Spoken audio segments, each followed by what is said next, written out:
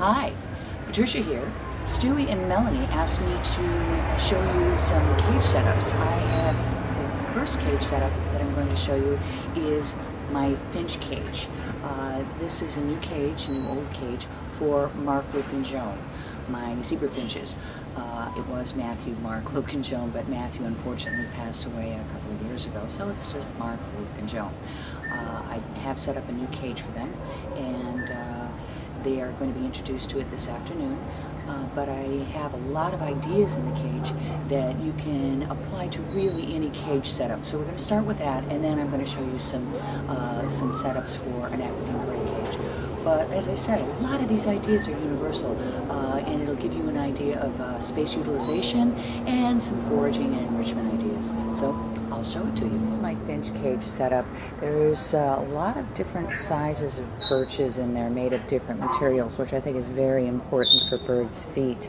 This is an oak perch, and if you notice the diameter is quite large, but that's all right, because right over here I have a piece of leather tied from one end to the other so that they can perch on that, they can light on it, and then they have to balance. I have some bottle brush perches over here. That one is just stuck in the corner. And I have another perch up here, a skinnier kind of twig-like contraption. And this is just a piece of leather with a plastic square hanging from it as a sort of a swing. Down here, I have some old, looks like rattan, and that's from one of Parker's old toys. And I thought that would be fun for them, just to have something to play with. It's textural, they can tug on the ends, they can fly onto it. Right here I have a Christmas box, and I thought they would enjoy going in there, maybe landing on the box or running in and out. Right here are just some chips, and that would be fun for them just to pick up. They can pick it up, they can fly with it, they can roll around in there if they want, they can walk through it.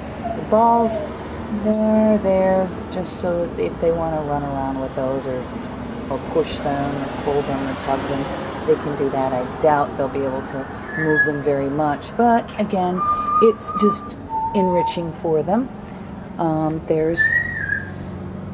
There's their food container for their pellets, and there's their water. Right here is a ring around the rainbow. Now, finches don't play very much, but again, it's textural. And when I was at the Rocky Mountain Society of Agriculture, I saw some finches and some parakeets, some budgerigars playing, just chewing on the ends of them. And I thought, well, maybe they will be able to land on that. I have another bigger toy here, and that's stuffed with little shreds of paper. And they'll probably want to be picking the paper out of that twine ball. And then over here is another piece of broken toy from Parker.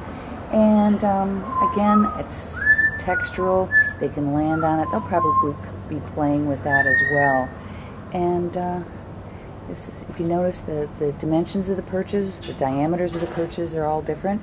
And right there is a piece of leather with some beads on it. They seem to like picking at the beads. So I stuck that one in there. There's that one there, and then I have one hanging right over there next to their food bowl. And back there, again, is just something that they can just mess with. You're never going to really play with that, but again, you know, they can land on it, they can tug on it. It's all about texture, I think, and messing with things with finches.